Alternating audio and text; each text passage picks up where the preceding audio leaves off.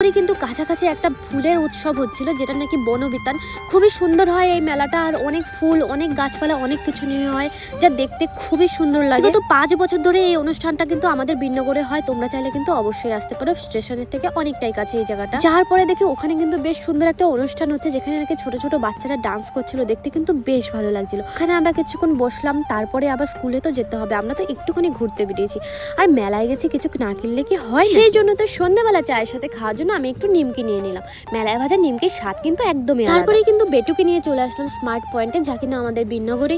ওখান থেকে বেটুকে বললাম ওর পছন্দ মতো জিনিসগুলো নিয়ে নিতে, কারণ ও তো আজকে 3rd হয়েছে রানী। আর ও যে খেলার মধ্যে পার্টিসিপেট করেছে বা 3rd হয়েছে, 3rd হোক বা লাস্ট হোক, পার্টিসিপেট করেছে, এটাই অনেক। ওরা যে আনন্দ পেয়েছে এটা কিন্তু অনেক বড় ব্যাপার। তারপর কিন্তু চলে আসলাম সোজা স্কুলে, আর আসার সঙ্গে সঙ্গে দেখি কিন্তু পুরস্কার দেওয়া স্টার্ট করে দিয়েছে। হচ্ছে নোয়ারাজ বেটু স্কুল কর্তৃপক্ষ। ইনি কিন্তু সবার হাতে পুরস্কার তুলে দিলেন। পুরস্কারে ছিল সার্টিফিকেট আর একটা বই।